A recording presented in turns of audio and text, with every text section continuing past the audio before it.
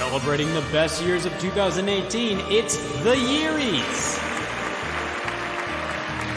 Hey y'all, Scott here, and welcome to the Yearies, the annual yearly Year of the Year awards that awards the finest in years this past year. Before we get to Year of the Year for 2018, let's take a moment to reflect on the years we've lost over the years.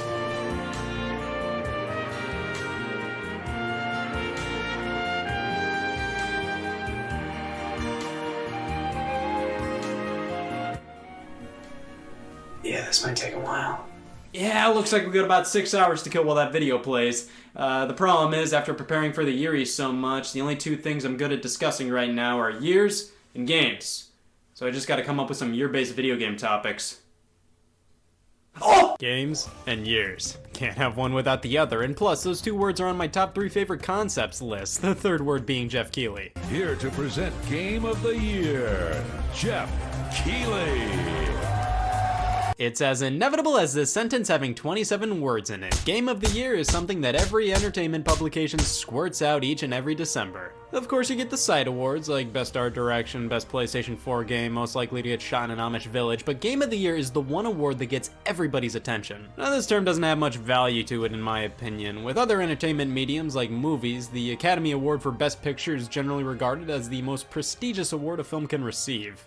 Doesn't always mean the film's that great or entertaining, but still, it's definitely the cream of the crop in terms of film awards. Games don't really have that. Sure, the Game Awards is trying their hardest, but the phrase Game of the Year is thrown around so much, especially on re-releases of games. After a game's run its course and all the downloadable content and updates are out for it, sometimes a Game of the Year edition is released with everything all on one disc. You see, that's all fine and good, but a lot of games that were never awarded Game of the Year still call the re-release the Game of the Year edition. For example, Dead Island Game of the Year edition.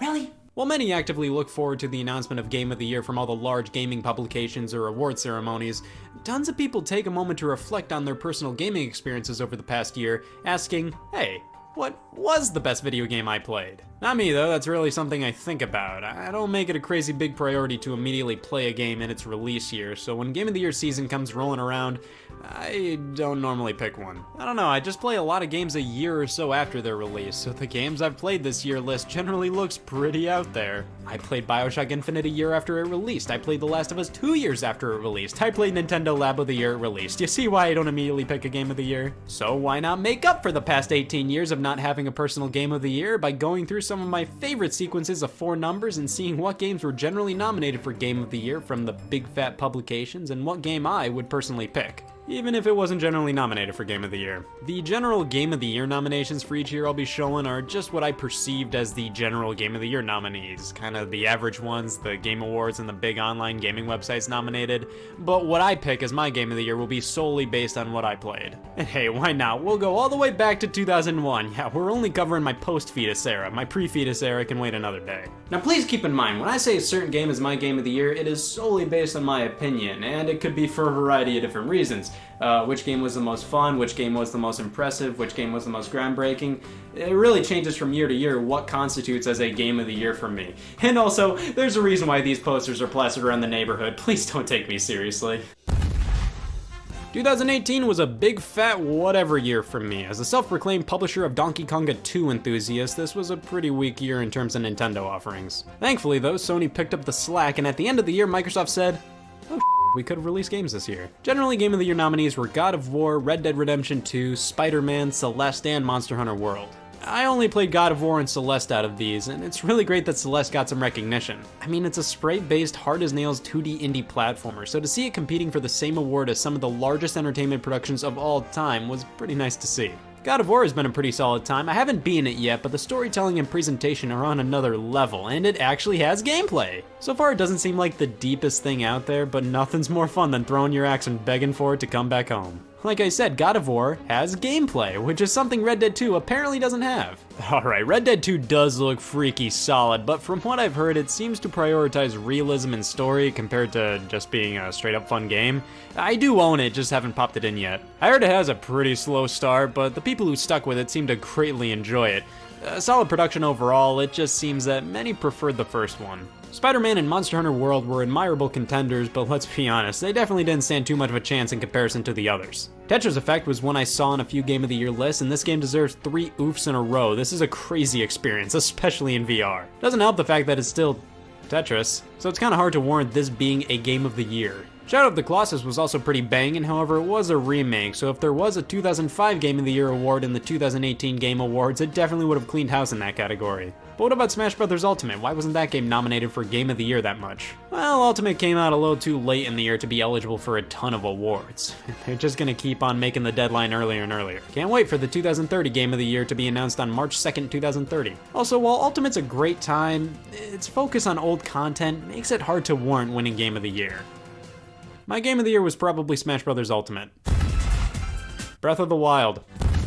Okay, let's be fair here. 2017 was one of those magical years in gaming, where multiple companies pumped out genre-defining title after genre-defining title, all within the same year. General nominees were The Legend of Zelda Breath of the Wild, Super Mario Odyssey, Horizon Zero Dawn, Persona 5, and PlayerUnknown's Battlegrounds. That's dumb. The Game Awards, the DICE Awards, South by Southwest Game Awards, and countless others nominated PUBG for Game of the Year. This isn't scary stories to tell in the dark, this is 2017. I think it was kinda stupid that PUBG was nominated before it was even officially released. It was in early access, a public beta for the majority of the year, and it was really only nominated not due to its overall quality, but mainly just because it was the new multiplayer craze. Persona 5 was a huge game, but it didn't have the same general audience appeal that Mario Odyssey, Breath of the Wild, and Horizon all had. Horizon Zero Dawn was a beautiful, vast, open world game that sorta had strengths and departments that Breath of the Wild had weaknesses in.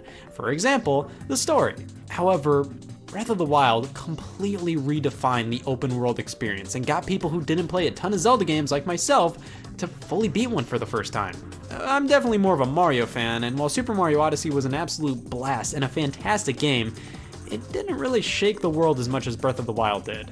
It was mainly an excellent new 3D Mario game that showed off tons of creativity, while Breath of the Wild was just a bit more.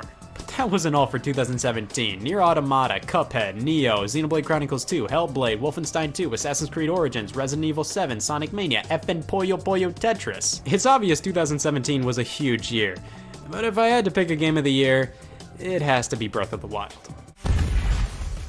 Oh god. 2016 was one of my favorite garbage years in gaming. Just nothing really stuck with me this year, and the general nominations were all over the place. Most major publications had all different kinds of games running for the big one. Doom, Uncharted 4, Overwatch, Inside, The Witness, XCOM 2, Titanfall 2. These were the major ones. I played Doom and Uncharted 4, both pretty solid games. Doom was a fun blast of testosterone, and Uncharted 4 was a nice conclusion to Nathan Drake's story. A far too long nice conclusion to Nathan Drake's story, but still, a nice conclusion to Nathan Drake's story. Honestly though, my 3 favorite games were probably Ratchet & Clank, Kirby Planet Robobot, and Pac-Man Championship Edition 2. I'd probably say Ratchet & Clank was my Game of the Year. That game was just plain straight up fun. Right after I beat it all over again. Uncharted 4 was probably more impressive overall, but nowhere near as fun. Just replaying an hour of it, I was squirming in my seat ready to stop playing. Like, I really enjoyed my time with the game, but I already played it once. It's not something I want to play again. I loved Pac-Man Championship Edition 2, but it was definitely a game that had to grow on ya. At first it seemed like a less interesting, weirder version of Pac-Man Championship Edition DX, but over time I grew to love it. Kirby Planet Robobot was just an excellent Kirby game, definitely my favorite of all time, but I'm still giving it to Ratchet & Clank. 2015 was a better 2016, and all I had to do was change a number. The Witcher 3, Metal Gear Solid 5, Fallout 4, Bloodborne, Rise of the Tomb Raider, Super Mario Maker, and for me it's really between the last two, Rise of the Tomb Raider and Super Mario Maker. I didn't play any of the other games, and Jesus Christ, saying this made me realize sometimes how few of the biggest games each year I play. Anyways, Super Mario Maker was this magical experience that I always dreamed of as a kid, being able to make your own Mario levels. It was truly one of my most anticipated games of the year. My Game of the Year was probably Rise of the Tomb Raider. Yeah, Mario Maker didn't disappoint me, I just didn't get as into it as many others. Still really love it, I just wasn't as crazy about it as I thought I'd be. I think I'm just not as ecstatic about making my own levels as I was as a kid. Rise of the Tomb Raider, while I prefer its predecessor, was a great time, all because it gave me more of that sweet, sweet Tomb Raider reboot gameplay. It's like if Uncharted was more of a game, and I don't mean that as a jab to Uncharted. Tomb Raider simply has more game to it, while Uncharted is a better cinematic experience. Overall, 2015 didn't have a ton of heavy hitters for me overall, probably because 2014 was jam-packed with them.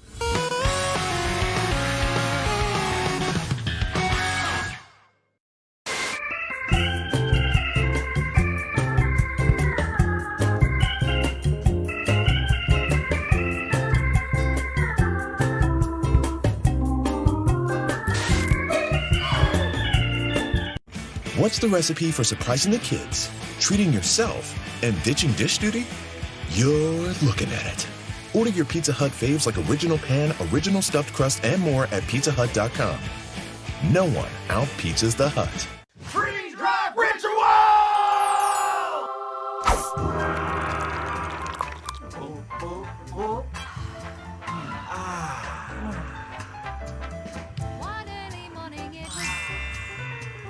Pizza Hut stuffed crust is the crust that made crust good. Topped and stuffed with over a half-pound of cheese. What are you so afraid of? Loving it? Original stuffed crust, just $12.99. Only from Pizza Hut. No one out-pizzas the Hut.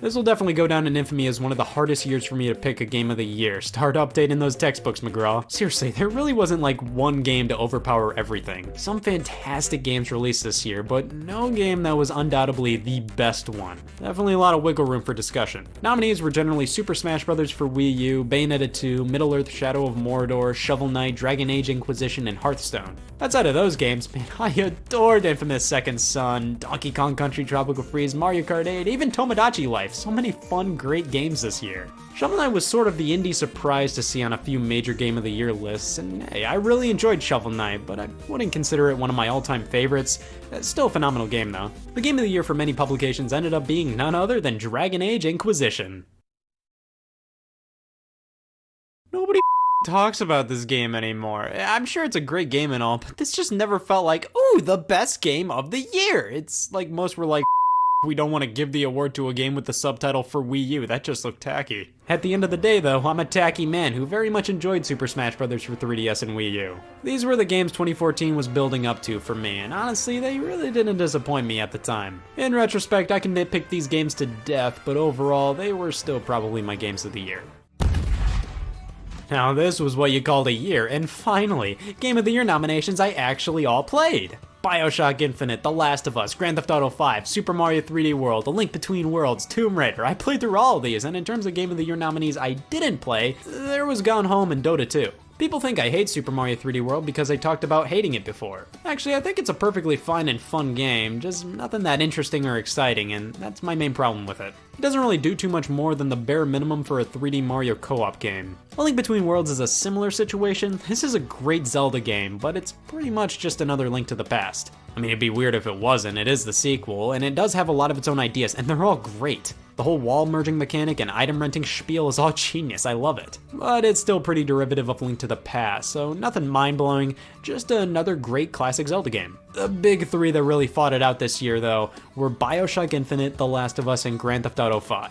Sorry, Tomb Raider, you were great, I love you, but any and all characters in this game besides Lara Croft were effing bogus, and it was basically just a multi-platform Uncharted. Not that that's a bad thing, Rise of the Tomb Raider was my 2015 Game of the Year, I'm just saying, there's a lot more competition this year. The Last of Us was a phenomenal experience that I never want to have again. You see, I love a lot of PlayStation exclusives, but most of them are kinda just one and dones for me, you know? Like, I enjoyed going through all the Uncharted games, The Last of Us, Infamous Second Son, and most recently God of War, but I do not see myself wanting to replay them, especially The Last of Us. Now, my opinion's slightly changed on BioShock Infinite over time. I enjoyed what I played back in the day, but all I remember was the game feeling pretty repetitive after everything was said and done. Story sequence, fight this mob. Story sequence, fight this mob. Story sequence, over and over and over again. So I always said, yeah, it was alright, but felt pretty monotonous after a while. However, I did recently replay a bit of it after I... what have I been doing the past 5 years?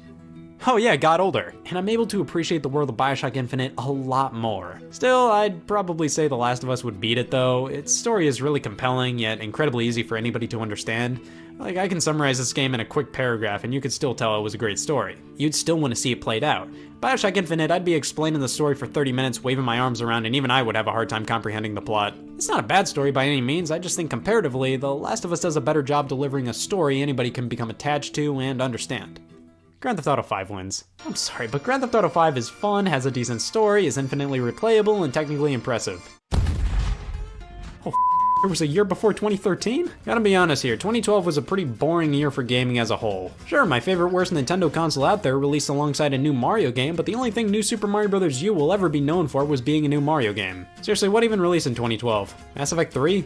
NBA 2K13? While looking at general Game of the Year nominees, they were The Walking Dead, Dishonored, Journey, Fez, Halo 4, holy shit, I never played any of these, and there wasn't a ton of other amazing games that came out that I played. Like, what are my options? Like, New Super Mario Bros. 2 and Sticker Star? I would have played Kid Icarus Uprising, but when I bought it on Amazon, they sent me the European version. I couldn't play it, so I still haven't played this game. But, oh yeah, never mind, apparently Gravity Rush came out in 2012. I love Gravity Rush! I played through it for the first time in 2017, and on the first playthrough, I enjoyed it. The second playthrough, I really enjoyed it. The third playthrough, I kind of realized this is a great game. I love so much about it, especially the art style. The look of buildings in the distance being rough outlines really sells the whole comic book thing they're going for. I love Cat, I love the world. It's just such a fun game that took some time for me to truly embrace, but there's no going back now. Please play this if you haven't.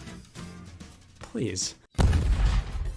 2011 is what us in the year industry consider to be one of the thicker years in gaming. So much stuff came out, and a lot of it was crazy high quality. Batman Arkham City, Skyward Sword, Uncharted 3, Portal 2, Skyrim. I've dabbled in all of these games, but Uncharted 3 was the one I saw through till the very end, and it is not my game of the year. I liked Uncharted 3, but it just felt like more of Uncharted 2, but not as impressive as Uncharted 2 was when it released. So that leaves us with games I personally loved a ton from this year. Super Mario 3D Land gave some much needed worth to the 3DS, and while it's not the greatest Mario game out there, the level design was so good for handheld play, and it made those darn dang 2 characters in the 3DS's name worth something. But Sonic Generations, oh my god, this was such an amazing game back in the day, and it's still a great time. I'd argue 3D Modern Sonic was topped with this game, and the 2D sections featuring both modern and classic Sonic weren't too bad, albeit they were the worst parts of the stages. Bulletstorm was a fan favorite, and it was just a straight up fun shooter. Rayman Origins is a great game, and I do dig some LA Noire. But honestly, out of all the games I played in 2011, I probably enjoyed Sonic Generations the most. Mario 3D Land is definitely up there. I played a ton of this game back then, but Generations basically made me want an Xbox 360 more so than ever before. And wouldn't you know, I got one that year. Red Dead Redemption, God of War 3, Halo Reach, Mass Effect 2, Super Mario Galaxy 2, all these Game of the Year nominees, but no GoldenEye 007 on Wii. I love the GoldenEye remake, yeah, I said it. It was the best first-person shooter on the Wii, no doubt, and the multiplayer was a little thing us GoldenEye Wii fans call fun. Red Dead Redemption is some great stuff, just like Grand Theft Auto in a debatably much more interesting time period and environment. And Donkey Kong Country Returns was a great comeback for the series. On 3DS, because the motion controls in the original Wii version make me but I'd feel a little weird if I didn't pick Mario Galaxy 2, the sequel to my favorite game of all time, Pac-Man Championship Edition DX. This game was phenomenal, it was everything I wanted in a modern Pac-Man game. This is my 2010 Game of the Year, I only have a little shame. 2009, we got Batman Arkham Asylum, Assassin's Creed 2, Left 4 Dead 2, Uncharted 2, remember when Call of Duty games got nominated for Game of the Year? Well, finally, we have Uncharted 2. Definitely my favorite of the Uncharted series. I think I like Punch-Out on Wii more. God, now this is what you call a retro revival. But we can't forget Wii Sports Resort. Say what you will, but this is such a fun game. But honestly, even when I think I had more fun with that and Punch-Out, I'm giving my Game of the Year to Uncharted 2. It really nailed not only being a good game, but a huge cinematic experience as well. Punch-Out was mainly just a blast from the past, and Wii Sports Resort had canoeing, oh god. It's Brawl. I'm picking Brawl. General nominees were Grand Theft Auto 4, Fallout 3, Gears of War 2, Metal Gear Solid 4, I'm still picking Brawl. To be fair, I've had my fair share of fun with Grand Theft Auto 4, and Burnout Paradise came out this year, and that game's phenomenal, but I'm still picking Brawl.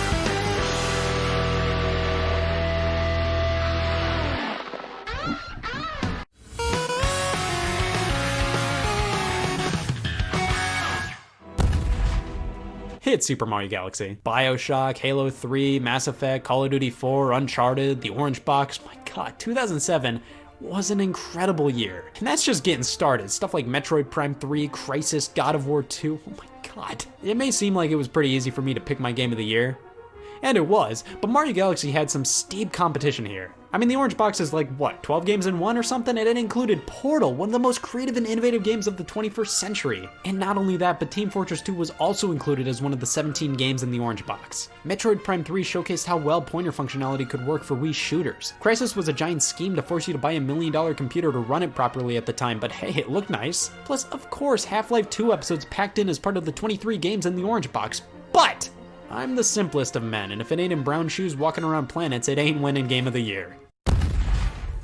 2006, home to such classics as Oblivion, Okami, Gears of War, Twilight Princess, New Super Mario Bros., but I don't care, because I'm saying my game of the year is Wii Sports. Don't worry, I have a doctor's appointment to get these opinions fixed. Wii Sports was the game with the most impact this year, and is easily the game that brought me the most joy. Trying it out for the first time, feeling absolutely dumbfounded that they put me in a video game, constantly playing it with friends and family, ripping it out at parties, and it's still fun to this day.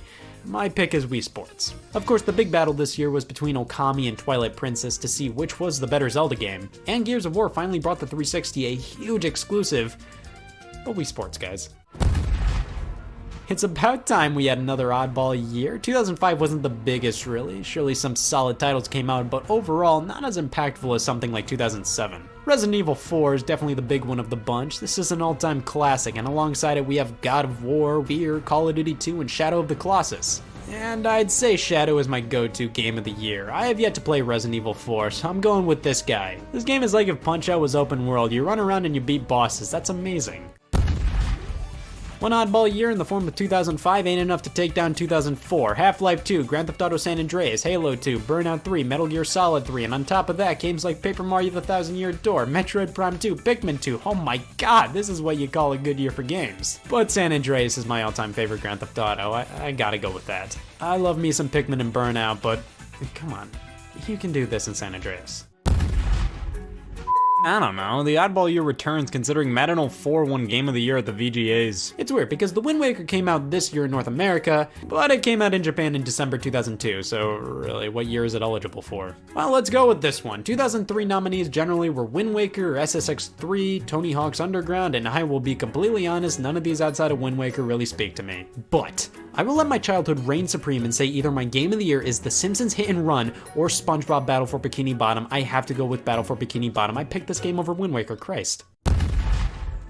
Grand Theft Auto Vice City, Super Mario Sunshine, Metroid Prime, Morrowind, Tony Hawk's Pro Skater 4, Kingdom Hearts. Those 365 days were definitely filled up with quality games, which is weird because 2002 never really jumps out to me as a huge gaming year. It even had stuff like Eternal Darkness, but I think you guys know where my priorities lie. It's going to Super Mario Sunshine. I played my fair share of Metroid Prime over the years, but never fully beat it, which just won't stop hurting me. I've been able to see how phenomenal this game is, but I've gotta go with Sunshine, simply because I've played more of it. It's about time. With the launch of the GameCube and Xbox came some heavy hitters like Smash Bros. Melee and Halo, with Grand Theft Auto 3, Metal Gear Solid 2, and Ico on the PlayStation 2, and Conker's Bad Fur Day on the N64. Even with all these classics, I will definitely say Pikmin 1 takes the cake. I effing adore Pikmin, and there's something about the first one that's just so cool to me. It has a strict time limit in comparison to 2 and 3, and while that could be seen as a downside, I don't know, it makes the game a little more interesting. Overall, I'd say Pikmin 3 is my favorite in the series, which is weird because I didn't even mention that game for my 2013 Game of the Year, but Pikmin 1 is just so much fun to pop in and replay. It's so easy to just plow through quickly, and I really love games like that, so I'd say it's my favorite game of 2001. Yeah, Melee is great and all, but I already claimed 3 Smash Bros. Games to be my Game of the Year. Let's mix some things up. Plus, I'm probably more likely to replay Pikmin 1 in comparison to Melee. Right now, I'd rather play Smash Bros. Ultimate. Even when Halo 1 screams Game of the Year on its packaging, we're going with a personal favorite of mine. Well, that was the quickest 6 hours I've ever experienced. It felt like 22 minutes or something, and it looks like it's finally time to reveal the winner! And the winner for Year of the Year 2018 is 2018. What the f***?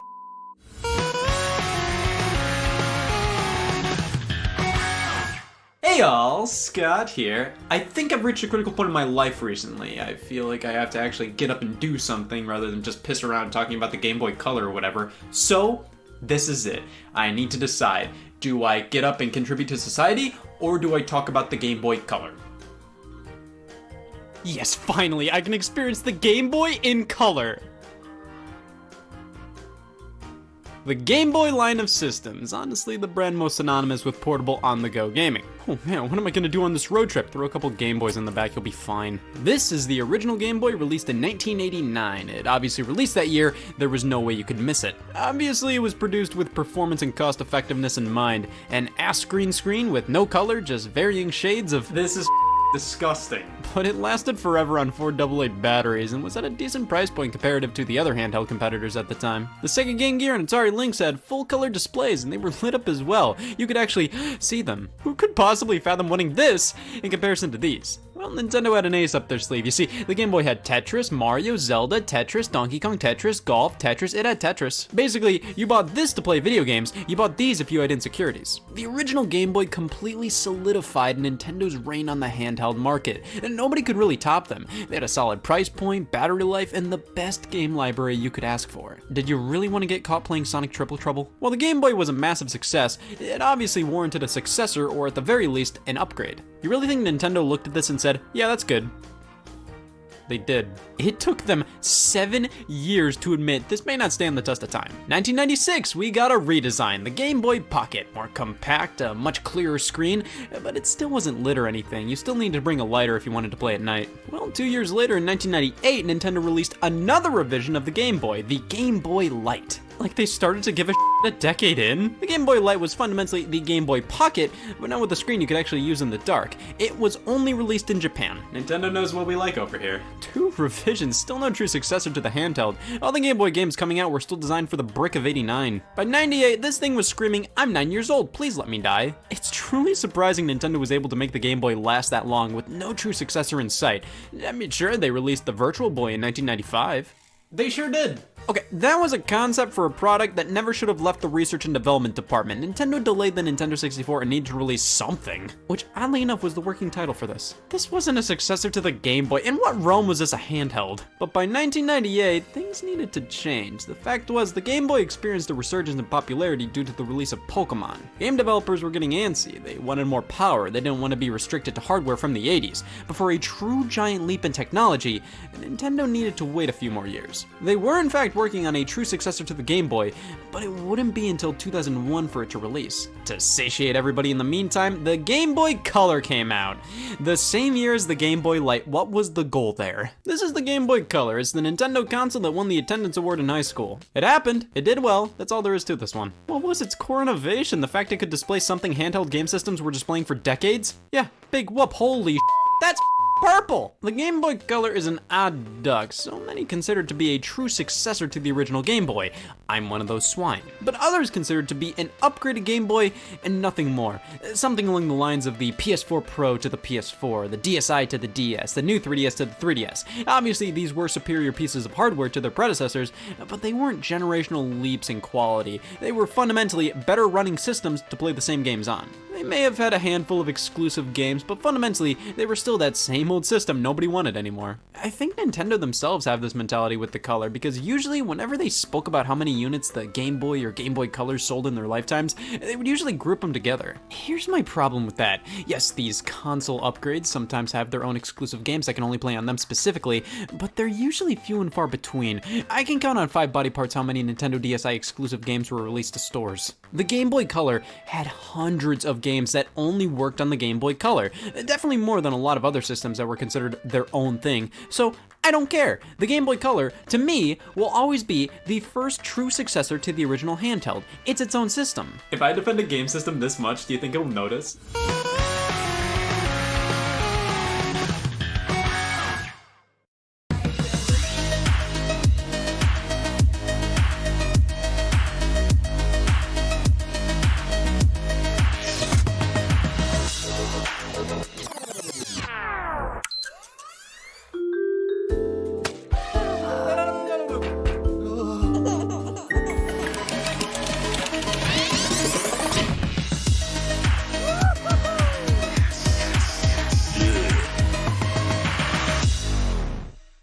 What's the recipe for surprising the kids, treating yourself, and ditching dish duty? You're looking at it. Order your Pizza Hut faves like original pan, original stuffed crust, and more at pizzahut.com. No one out-pizzas the Hut.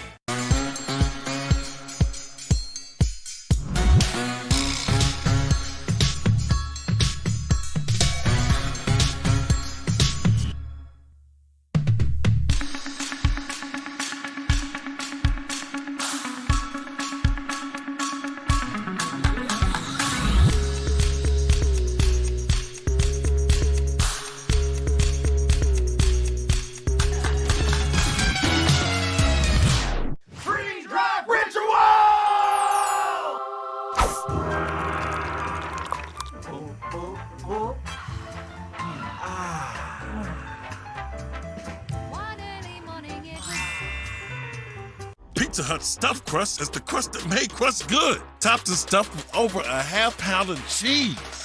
What are you so afraid of? Loving it? Original stuffed crust, just $12.99. Only from Pizza Hut. No one out-pizzas the Hut. E is the only place Hollywood icons would send their kids to work. Dude, are you kidding me? This January. Today, breeding season. Nope, I will not be doing that. 8 celebrity kids. These are the shoes I was telling you about. The harder ones? They're perfect for the ranch, right? Famous parents. My dad is Shaquille O'Neal. Your dad is like worldwide. 0 life skills. I don't touch sheep. I don't ride horses. Oh my God, what are you doing? Giddy up for relatively famous ranch rules. New series, January 12th, only on E.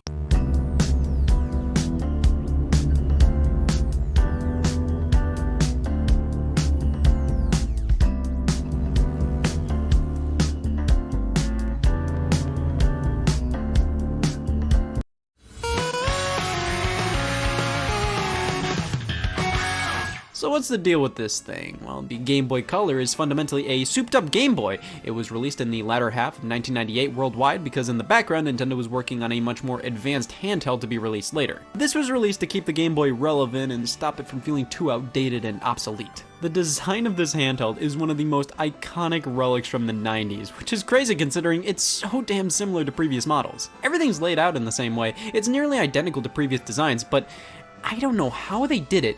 They made the Game Boy Color have its own unique look. You can immediately look at this and tell it's a Game Boy Color and not an original Game Boy. The shape is slightly tweaked, proportions are a bit different, it's the same general design, but updated in great ways that not only make it a better system, but add to its own character and charm. It does feel a bit more kiddie now though. See, the original Game Boy, this looks like a tool. This looks more like a toy, especially with the logo. Well, in terms of new features, the Color has no feature. No more contrast dial. Oh my god, that was my favorite part of the original Game Boy. It gave all games hard mode. This was always there because the screens were never great and you'd have to adjust them based on your lighting conditions. Here on the Color, they were so confident with this screen, they removed it entirely. And this is a much better screen, but it's still not lit up. Strange considering the Game Boy Light released before this and the big fancy new one went back to a non-lit display. Nintendo's fire code must have been strict. Now, obviously it wasn't included to keep costs down, but under normal lighting conditions, it looks fine, it's just not ideal. We only need 2 AA's to power this bad boy, or you can plug it into the wall with an AC adapter. I've never seen somebody do this with an old school Game Boy. There's an IR blaster on the top, basically the same thing used on most TV remotes. It's not used in a ton of games, but when it was used, it was mainly just a way to transfer stuff like high scores to other players. Thank God the screen wasn't lit for us to get this. The buttons all have a comfortable, slightly rubbery feel to them, and I like that. They are all slightly smaller than I may prefer, but hey, at the time, this was the definitive Game Boy if you hated seeing things. So to quote any parent who picks this up, what the is this? The Game Boy Color works as a regular old Game Boy. You can play all your old cartridges, with some of them having added color to them. Most of the time, the color added is literally just, well, now the game's not completely colorless. There's faint color added here and there, but it's not enough to really say, oh wow, all my Game Boy games are in color now. They just use different color palettes in these games. They never programmed Wheel of Fortune to have color, so the Game Boy Color adds a faint dab of it here and there in very smart ways, so it doesn't look out of place or anything. It's still pretty much black and white, but what once were varying shades of gray on the original model are now varying shades of certain other colors. You can actually change the color palettes on the old Game Boy games with different color combinations on the startup screen.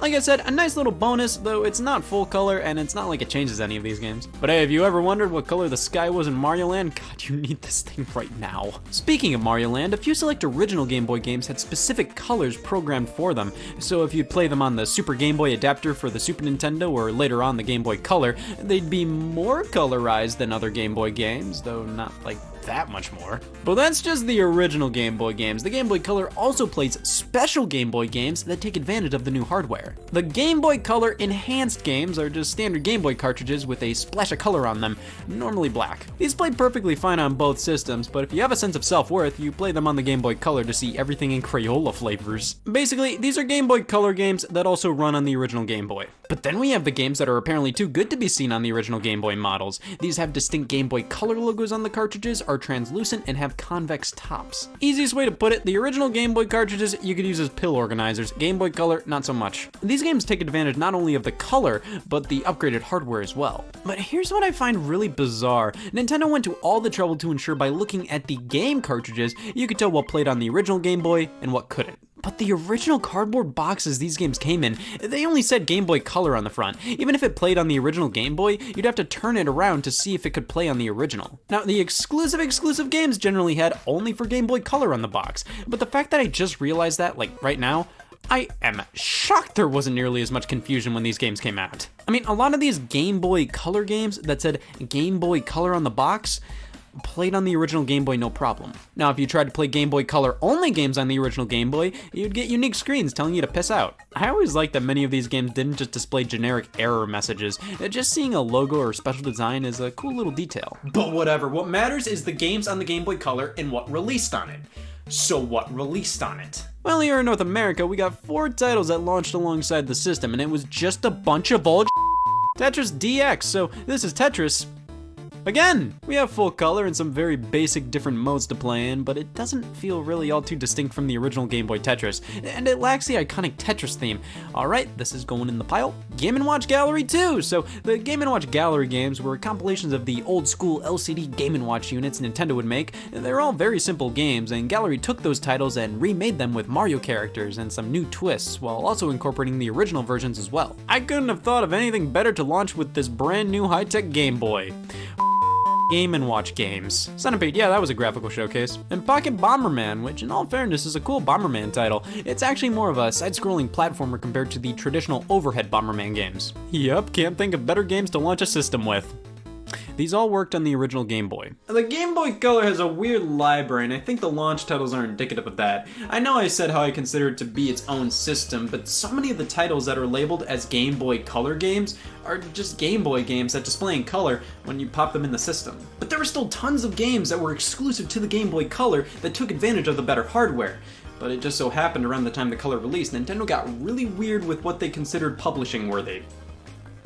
I would scream if they ever decided to publish a game called Little Mermaid 2 Pinball Frenzy. Nintendo's output was incredibly strange on this thing. If I had to guess why, I'd say it's because they didn't want to fully commit to dropping the original Game Boy in favor of the Game Boy Color, so they kept at it with these cross-compatible releases for a while, and by the time they really started to put out color-exclusive titles, the Game Boy Advance was right around the corner. This thing was the new kid in town for only 3 years, so Nintendo really didn't pour a ton of support into it. Because of this, we got a lot of re-releases, reimaginings, and games that were companion titles to N64 games. Let this sink in. One of the defining Game Boy Color games was a re-release of an original Game Boy game, The Legend of Zelda Link's Awakening DX. It was Link's Awakening in color. Yep. I get a little miffed when they decide to re-release games on platforms that could already play those games. You could already play Link's Awakening on the Game Boy Color with just the Game Boy cartridge. Why not remake Zelda 1 or 2 for the handheld? To be fair, they did add a few things, like a brand new optional dungeon to explore that focused on color-based puzzles, and with DX actually getting the full color treatment, it really made this the definitive version at the time. This is a fantastic game. It was just an old one. Of course, this re-release worked on the original Game Boy as well, good for it, but what about something that could have only run on the Game Boy Color? Well, lucky for us, Nintendo put out the original Donkey Kong Country on the system. Holy this is raw. I mean, at the time, this was a pretty faithful interpretation of the original SNES game. It was always amazing seeing what once was a home console game run on a handheld. In Donkey Kong Country on Game Boy Color, it's obviously downgraded and not the ideal way to play, but they did it alright. I mean, the original Game Boy had the Donkey Kong Land games, and the Game Boy Color version of Country was definitely a step up from those. This is a neat little novelty, but not much more than that nowadays. What about Super Mario Bros. Deluxe? This was the original NES game, but with so many new features and bells and whistles, you could go backwards in this one. They added an overworld map, a save feature, more modes like You vs. Boo, where you race a Boo to the end of the level. The original Super Mario Bros. 2 can be unlocked. We have a calendar? This is an incredible version of Super Mario Bros. The one issue is that the screen is so zoomed in, it can be a nightmare to play. Yeah, because the aspect ratio of the Game Boy Color was so skinny and the screen itself was so tiny, everything is crunched onto the screen, and because of that, it does require a bit of getting used to. Back in the day, this was the best option to play Mario 1 on the go, but now when I play this, I just think, my god, it doesn't have to be this way. Mario Tennis and Mario Golf released on the Nintendo 64, so in tandem with that, they made some Game Boy Color versions. These are completely different. While the console versions were basically sports party games, these are full-blown RPGs. You play as children, and your goal is to try to beat Mario at sports. IGN gave golf a 10 out of 10. I'm definitely more of a golf guy, but these are both still solid titles. But what about the wackier, more experimental side of Nintendo? Well, there was Kirby Tilt and Tumble, a motion control game with a tuner/accelerometer. You tilt the Game Boy around to move Kirby. It was incredibly novel and still works best on the original Game Boy Color. It was designed for this hardware-specific build, but you can play it on the Game Boy Player on the GameCube if you're a masochist. Wario Land 2 and 3 were on here, with 2 being released for the Game Boy and then being released for the Game Boy Color later. The Game Boy Color release still worked on the original Game Boy. Why is this so confusing to me? Wario Land 3 was a full-on Game Boy Color exclusive though. I don't know much about the meat of Wario Land. I'm more of a bread guy. Basically, I've played 1 and 4. But Nintendo's crowning achievements on the Game Boy Color are obviously The Legend of Zelda, Oracle of Seasons, and Oracle of Ages. Original Zelda titles. These are very much cut from the same cloth as Link's Awakening. They look very similar, but these were developed by Capcom, and they went for the Pokemon approach of selling 2 games that were kind of sort of the same. The Oracle games are more so 2 chapters of one story, where you can play them in either order. Whatever one you finish, you get a code to enter in the other game, and you see how they connect. It's a brilliant idea that was only done this one time for Zelda. But of course, if we're talking games that had a dual release that were kind of sort of the same, but not really, yeah, sure, Pokemon. Pokemon Yellow was sort of kind of a Game Boy Color game. It had some color enhancements thrown in there, but the core of the game was still a classic Game Boy title. Pokemon Gold and Silver were made from the ground up for the Game Boy Color. They worked on the original Game Boy. Are you kidding me? Well, the enhanced version of Gold and Silver Crystal released as a Game Boy Color exclusive. Look at that cartridge shape. It can't be anything but a Game Boy Color exclusive. Where the was the only for Game Boy Color logo on the box? How is nobody confused? The Game Boy Color was definitely where more and more Pokemon spin-offs were starting to show their head. The trading card game, pinball, puzzle challenge, they were definitely up to do weirder stuff back then. Speaking of which, Nintendo didn't do a ton of huge first-party stuff on this machine, but they published damn near anything they could. Quest for Camelot? Go for it. Bugs Bunny's Crazy Castle 3? Why not? Beauty and the Beast, a board game and adventure? It. Hamtaro, Ham Hams Unite? I've heard worse. Little Mermaid 2, Pinball Frenzy? Well, maybe even weirder is Nintendo's internal American development studio, Nintendo Software Technology, developed the games Bionic Commando Elite Forces and Crystalis, with Nintendo as a whole publishing them. These were Capcom and SNK properties that Nintendo just decided to develop and publish on the Game Boy Color. Like I said, their output was weird on this thing. And not only that, but we got games that nobody ever expected on this handheld. Metal Gear Solid, Resident Evil Gaiden, Tomb Raider, Driver, GTA 2, and many of these actually played fairly well. There were tons of cool games developers tried to bring over to the Game Boy Color, and shockingly, many of them worked out fairly well. Not only that, but series like Dragon Quest and Mega Man came over gracefully, and new ones like Tokitori and Shantae started out here. It's still a weird handheld. I may have been wrong about this thing. This system isn't nearly as in-depth as I thought it was. A lot of the games that were labeled as Game Boy Color titles were just Game Boy games with colors programmed into them. Even Nintendo support on this thing was really weird and lackluster. We got a few original Zeldas, some ports and remakes, Mario sports titles, and enhanced Pokemon. That's basically it. But still, original Zeldas and a Pokemon. Those are huge games for Nintendo to just put them on a simple upgraded Game Boy if it was only a simple upgraded Game Boy. What the was this thing? An excuse for me to waste 17 minutes.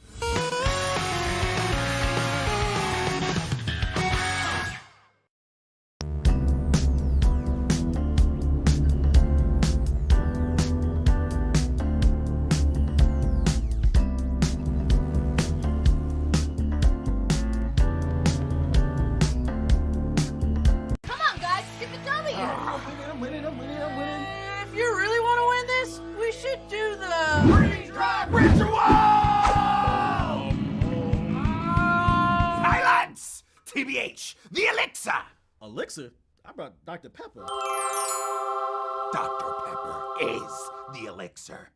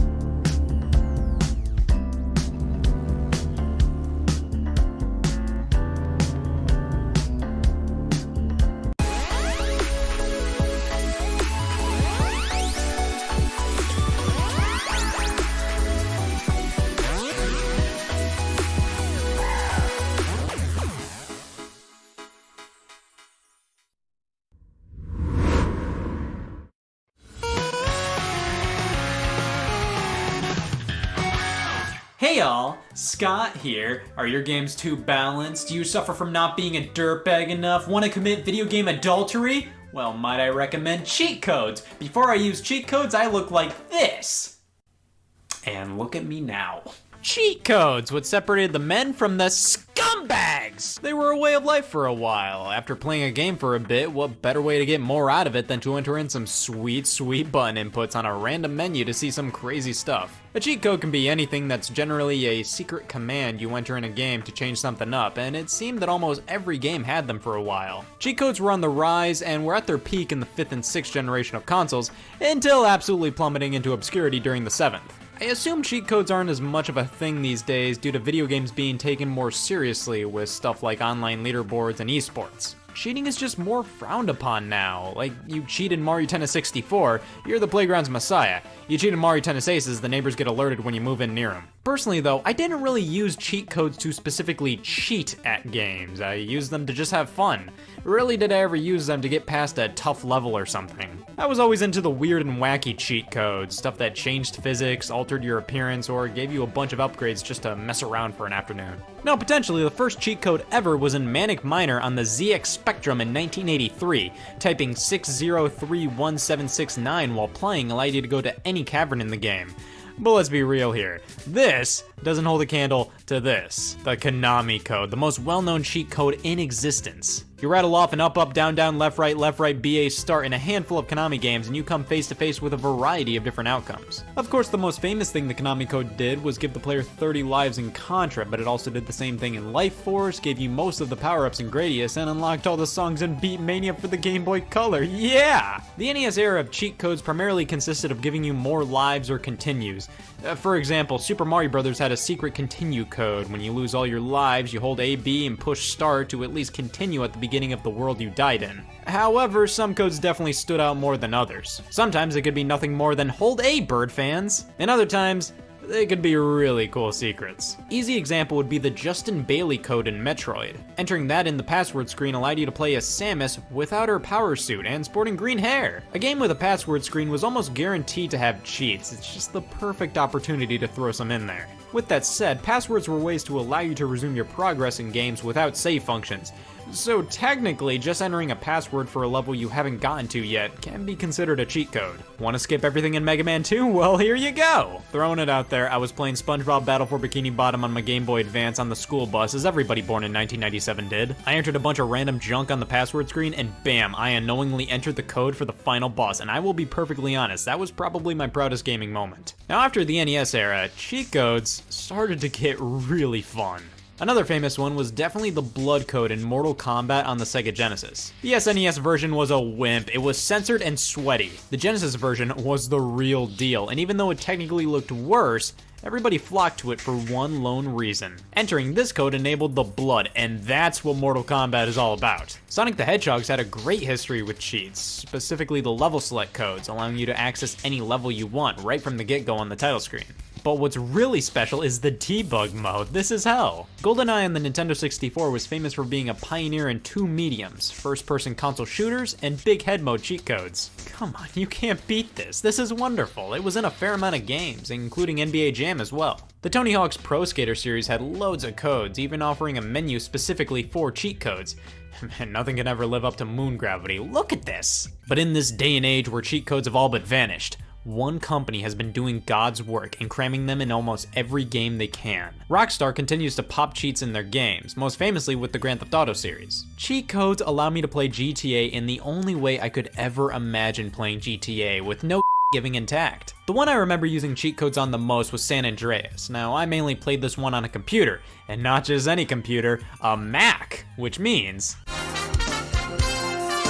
But the fun thing about that version of San Andreas was that the codes had to be typed into the keyboard, meaning a lot of them were pretty easy to remember because they were just phrases. Chitty Chitty Bang Bang made the cars fly, while you could also have some super hops and have gluttony reign supreme. But one of my favorite cheats to enable in Grand Theft Auto would always be entering a code for an insane arsenal of weapons, nabbing a hefty wanted level, and just seeing how long I could survive. This is what Grand Theft Auto always ends up being whenever I play it. Now, I mainly remember nabbing cheat codes from magazines, specifically the Tips and Tricks code books. I never subscribed to these, but I would pick them up sometimes at the drugstore. This one always made me feel really anxious, like Bowser and ass together? My hand would always cover this portion just in case I would get diagnosed with adult supervision. Tips and Tricks code book for Sonic's 15th anniversary. This was the one I thumbed through the most as a kid. It has a huge section on all previous Sonic games up until that point and has just about any and all games you could possibly want codes for covered as well. The cheat code paperback book market was at the top of its game back then. I mean, come on, name a better way to find out that you can change the bowling ball color in Wii Sports. The origins of cheat code books can be traced back to Nintendo Power, which had its own various tips and cheats you could read up on, which later brought life to strategy guides and books dedicated to cheats for all you top players out there. Anybody else find it weird that cheat code reading material was almost always marketed for supreme video game players when cheats are used to make games,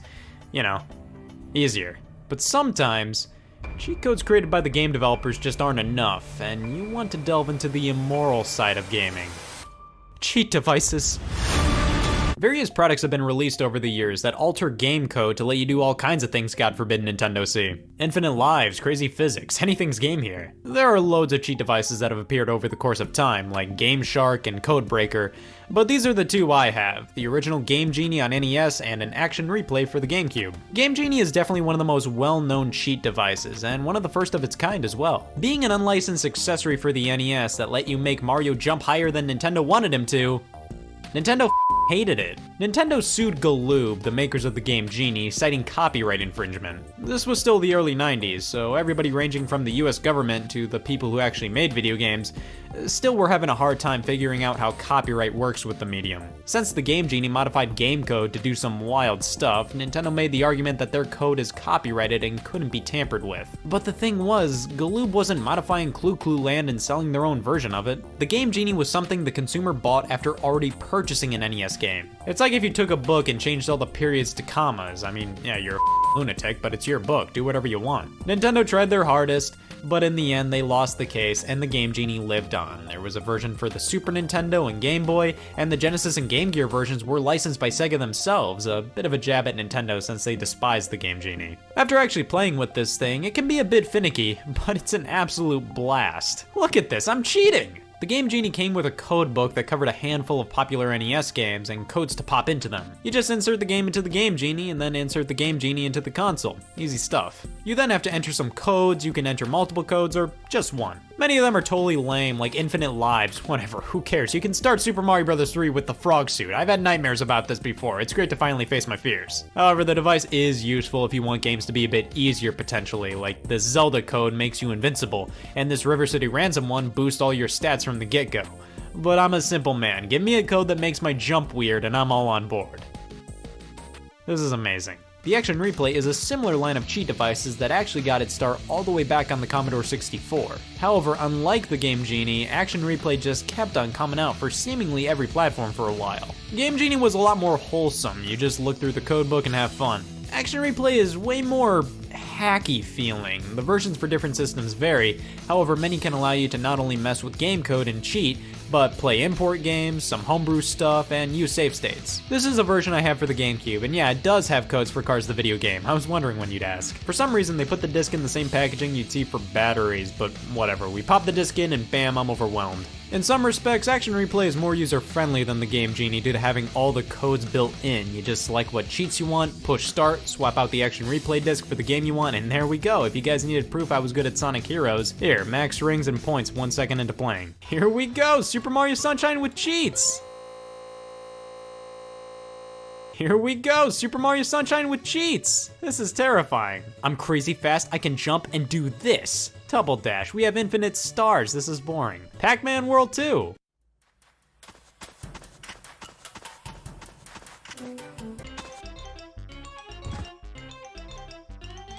Moving on. Action Replay is one of the few ways to obtain the rarer NES games in Animal Crossing and totally allows me to grab all trophies in Melee with ease. Gotta be honest, I never owned any cheat devices as a kid. I played Donkey Konga how Nintendo wanted me to, damn it! But these are pretty fun. I know a lot of other people use cheat devices on their DS for stuff like Pokemon, but me? I personally stuck to cheat codes baked into the game. There was just something magical about successfully inputting a code and experiencing the game in a way you've never seen before. They're just straight up fun, and it really bums me out that they're rarely seen in games anymore. I guess companies just thought, oh yeah, we can charge for cheats, and just threw stuff like alternate costumes on online stores. And in terms of cheats that give you infinite lives or whatever, I think developers just find it much more useful to make an accessible easy mode, which I actually kind of agree with. However, I still love cheats, and no matter what, their legacy will always live on.